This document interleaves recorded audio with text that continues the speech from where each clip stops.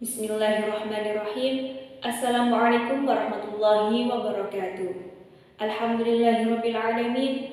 Wassalatu wassalamu ala asyrafil anbiya'i wal mursalin sayyidina wa maulana Muhammad wa ala alihi wa sahbihi ajma'in. Amma ba'd.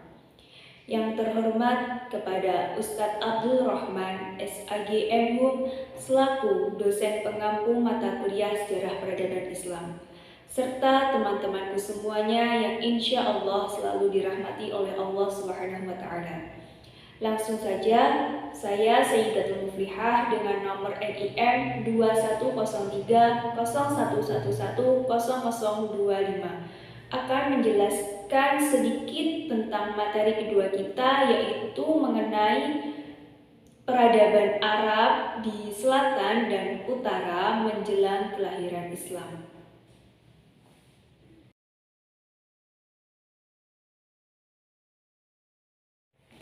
Baik, yang pertama kita bahas mengenai Jazirah Arab. Arab artinya Sahara. Dikatakan Jazirah Arab karena Arab merupakan semenanjung yang terdiri dari gurun Sahara yang sangatlah luas. Jazirah Arab dalam bahasa Indonesia disebut dengan Semenanjung Arabiah, yaitu sebuah kawasan di mana agama Islam dilahirkan. Jazirah ini berbentuk 4 persegi panjang yang sisinya tidak sejajar, terletak di sebelah barat daya Asia. Di sebelah barat berbatasan langsung dengan Laut Merah, di sebelah utara dengan Laut Hindia, di sebelah timur dengan Teluk Arab, dan di sebelah utara berbatasan dengan Irak dan Syria. Secara geografis, menurut sejarawan Syalabi, Jazirah Arab dibagi ke dalam 2 wilayah, yaitu bagian tengah dan bagian pinggiran. Bagian tengah ini terdiri dari gurun dan bukit pasir serta beberapa pegunungan yang tidak begitu tinggi, hingga hujan tidak banyak turun.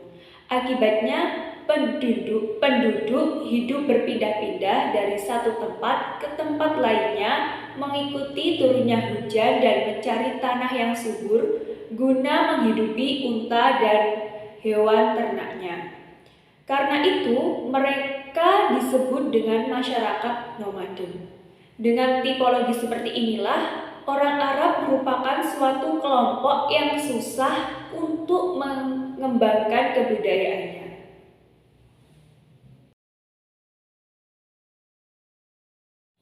Yang kedua, kita bahas mengenai adat istiadat. Sejarah perkembangan masyarakat Arab tidak dapat dipisahkan dari sejarah perkembangan Islam. Mengapa demikian? Karena bangsa Arab adalah suatu bangsa yang diasuh dan dibesarkan oleh Islam. Sebaliknya, Islam sebagai agama samawi, perkembangannya juga sangat dipengaruhi oleh peradaban bangsa Arab. Jadi keduanya ini sangatlah berkaitan. Lingkungan alam di mana suatu bangsa hidup serta berkembang mempunyai pengaruh yang besar dalam pembentukan tabiat, adat istiadat, sosial, ekonomi, serta budaya suatu bangsa. Dalam kaitan dengan pengaruh lingkungan bangsa Arab terhadap corak perkembangan Islam, para sejarawan merumuskan sejumlah karakteristik atau tabiat bangsa Arab yang mungkin mempengaruhi perkembangan atau pertumbuhan Islam, yaitu antara lain 1. Masyarakat Arab sangat cinta dan setia pada adat dan tradisi kabilahnya masing-masing. Contohnya, mereka selalu menjamu para tamu atas nama kabilah. Yang kedua yaitu Ibnu Khaldun pernah mengungkapkan bahwasanya pada masa jahiliyah masyarakat Arab adalah masyarakat yang sangat tidak beradab,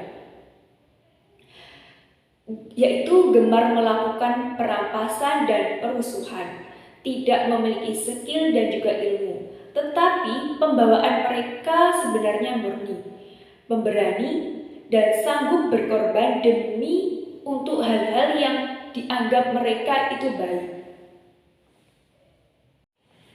Nah, dari sini dapat kita simpulkan bahwasannya masyarakat Arab pada saat itu mempunyai dua sifat sekaligus, yaitu sifat positif dan juga sifat negatif. Sifat positif itulah yang akan menjadi penunjang perkembangan Islam dan juga pendorong perkembangan masyarakat Arab. Sedangkan sifat negatif mereka akan merusak kebesaran dan persatuan mereka sendiri.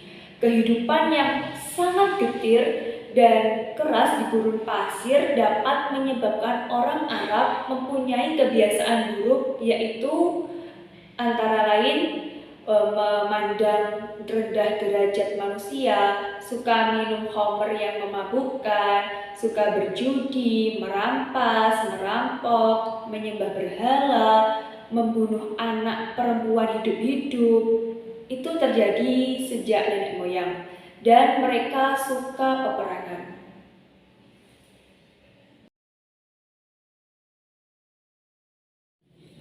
Yang ketiga yaitu mengenai pemerintahan. Sebelum datangnya agama Islam, masyarakat Arab sama sekali tidak mengenal sistem pemerintahan. Masing-masing kabilah mempunyai kepala pemerintahan sendiri, yaitu yang disebut sebagai syekh, sebagai pemegang kekuasaan tertinggi dalam lingkungan kabilahnya. Di samping itu, masing-masing kabilah juga mempunyai seorang hakim yang bertugas mengadili dan juga menetapkan keputusan mengenai berbagai perselisihan maupun pertikaian yang terjadi di kalangan kabilah. Kabilah yang paling disegani saat itu ialah kabilah Quraisy dan mempunyai tugas sebagai berikut. 1. Al-Hijabah, bertugas mengurusi Ka'bah seperti menjaga, membuka, menutup, serta menjaga keamanan dan ketertiban Ka'bah. Yang kedua, Dar ad-Dakwah. Dar ad-Dakwah adalah suatu majelis permusyawaratan rakyat yang bertugas mengurusi sejumlah perundang-undangan baik dalam bidang politik, sosial, maupun budaya. Yang ketiga, Diyat. Diyat adalah suatu majelis yang mengurusi masalah pengadilan, baik pidana maupun perdata. Dan yang terakhir adalah Al-Qi'adah. Al-Qi'adah adalah majelis yang mengurusi angkatan perang negeri Mekah, yang mempunyai angkatan bersenjata yang terdiri dari pasukan perang dan penjaga keamanan, dan tugas-tugas yang lainnya. Yang keempat, mengenai keagamaan. Sebelum Islam datang ke negeri Arab, sebenarnya masyarakat Arab sudah mempercayai keesaan Allah Subhanahu wa Ta'ala sebagai Sang Pencipta. Kepercayaan ini diwariskan sejak pada masa Nabi Ibrahim alaihissalam dan Nabi Ismail alaihissalam. Agama tersebut dalam Al-Quran disebut sebagai agama Hanif, yaitu kepercayaan yang meyakini keesaan Allah Subhanahu wa Ta'ala yang menciptakan alam semesta ini dan segala isinya.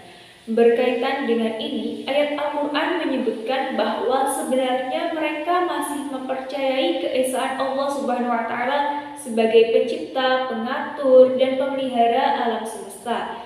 Jika ditanyakan kepada orang Arab, mengapa sih menyembah patung dan berhala? Mereka menjawab, semua itu dilakukan demi mendekatkan diri kepada Allah Subhanahu wa Ta'ala sebagai Sang Pencipta.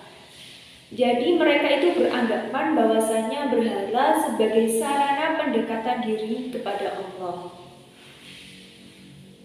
Pada masa itu orang Arab mempercayai akan keesaan Allah, tetapi orang-orang Arab mencampurnya dengan agama-agama lain, seperti kepercayaan menyembah roh, jin, pohon, dan matahari.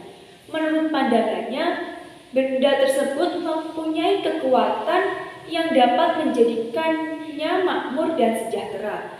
Agama yang menyimpang tersebut dinamakan sebagai agama Wathaniyah. Meskipun demikian, ada juga orang Arab yang tidak mudah terpengaruh oleh agama Wathaniyah. Mereka adalah orang-orang orang Yahudi dan Nasrani. Pada dasarnya, orang Arab tidak meninggalkan agama Hanif secara penuh, hanya saja dicampur dengan agama Wathaniyah. Misalnya, pada masa jahiliyah, orang Arab masih memuliakan Ka'bah, tetapi mereka mencampurnya dengan mengelilingi Ka'bah tanpa busana dan masih banyak lagi pujaan-pujaan yang lainnya. Nah, selanjutnya kita masuk dalam pembahasan peradaban bangsa Arab di selatan dan utara. Penduduk kota yang tinggal di kota perniagaan Jazirah Arabia seperti Mekkah dan Madinah. Kota Mekkah merupakan kota penghubung perniagaan utara dan selatan. Para pedagang dengan khalifah-khalifah yang berani membeli barang dagangan dari India dan Cina di Yaman dan menjualnya ke Syria di utara. Kini kita harus membedakan orang-orang Arab selatan dan utara. Pemisahan wilayah itu secara geografis oleh gurun yang tanpa jejak ke dalam wilayah utara dan selatan terungkap dalam karakter orang-orang yang mendiami masing-masing wilayah tersebut. Yang pertama, Arab Selatan. Arab Selatan adalah orang-orang perkotaan yang tinggal di Yaman, Hadramaut, dan di sepanjang pesisir. Bahasa yang mereka gunakan atau yang mereka pakai adalah bahasa Semit kuno, Sabaya atau Himyar, yang dekat dengan bahasa Ethiopia di Afrika. Orang-orang sebelah selatan mempunyai unsur pesisir yang cukup tegas, berkepala bulat, dengan rahang besar dan hidung membengkok. Pelipis yang datar dan berambut lebat ini karakteristik utama rumpun Armenoid atau Hitti Ibrani. Karakteristik tersebut dimungkinkan datang melalui laut dari arah timur laut. Orang Arab Selatan adalah orang yang pertama mencapai kemajuan dalam mengembangkan peradaban mereka sendiri. Pada tahun 1900, Petri menemukan di kuburan para raja dinasti pertama di Abydos sebuah potongan gading binatang yang memuat gambar-gambar wajah tipe Semit Armenoid atau disebut sebagai tipe Asiatik yang berjanggut panjang meruncing dan kumis yang dicukur bagian atasnya. Kemungkinan merupakan sesosok wajah orang Arab Selatan. Arab Selatan memiliki hubungan yang lebih dekat dengan Mesir ketika yang terakhir membangun hubungan dagang dengan Pun dan Nubia. Daya tarik utama daerah Arab Selatan yaitu pohon gaharu yang bernilai sangat tinggi untuk acara ritual di kuil dan pembungkusan bumi. Di daerah Arab Selatan, curah hujan cukup banyak, sehingga masyarakatnya hidup dengan bercocok tanam, yang menjadikan tingkat peradabannya cukup tinggi. Di samping itu, letaknya di dalam dunia perdagangan sangatlah strategis, terletak antara India dan juga Mesir. Yang kedua, Arab Utara. Orang-orang Arab Utara kebanyakan merupakan orang-orang nomad yang tinggal di rumah-rumah bulu di Hijaz dan Najd. Bahasa yang dipakai oleh orang Arab Utara yaitu bahasa Al-Quran. Ingatan dan kesadaran tentang perbedaan kebangsaan di kalangan orang Arab tercermin dalam genealogi tradisionalnya. Mereka membagi diri mereka ke dalam dua kelompok, yaitu kelompok yang sudah punah atau disebut dengan Baidah dan kelompok yang masih ada atau disebut dengan Baqiyah. Kemudian para ahli genealogi membagi kembali orang-orang yang masih ada tersebut ke dalam dua keturunan etnis, yaitu bangsa Arab asli atau disebut dengan Aribah dan bangsa Arab yang telah terarabkan atau disebut dengan musta'ulubah.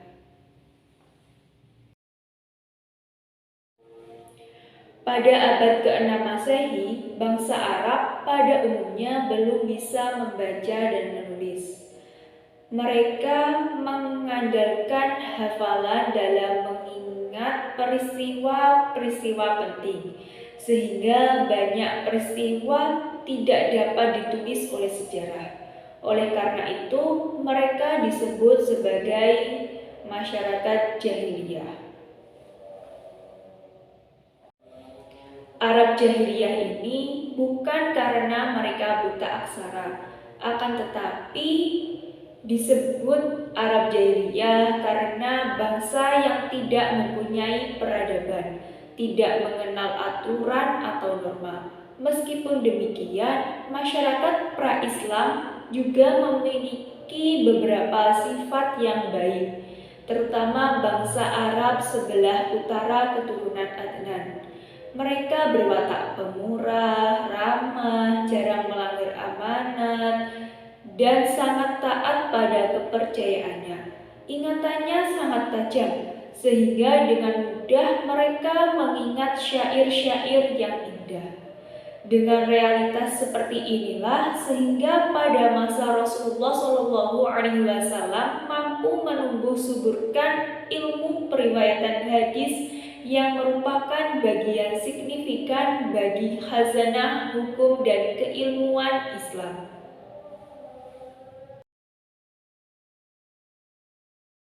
Sebagai kesimpulan dari materi kali ini, ada beberapa ciri-ciri peradaban bangsa Arab sebelum kedatangan Islam, yaitu 1. Mereka menyembah berhala. Berhalanya bernama Hubal, Lata, Uzza, dan Manah. 2. Mereka pandai dan pecinta syair. 3. Mereka suka meminum khamr dan mabuk-mabukan. 4. Mereka mengubur anak perempuan hidup-hidup sejak nenek moyang. Dan yang 5 yaitu mereka suka berkelahi dan berperang antar kabilah. Mungkin itu saja materi yang dapat saya sampaikan kali ini. Apabila ada kelebihan, itu murni datangnya dari Allah Subhanahu wa Ta'ala. Semoga bisa diambil pelajaran dan bisa bermanfaat bagi teman-teman. Dan apabila masih banyak kesalahan maupun kekurangannya, saya mohon maaf yang sebesar-besarnya karena itu murni datangnya dari diri saya pribadi. Sekian, wassalamualaikum warahmatullahi wabarakatuh.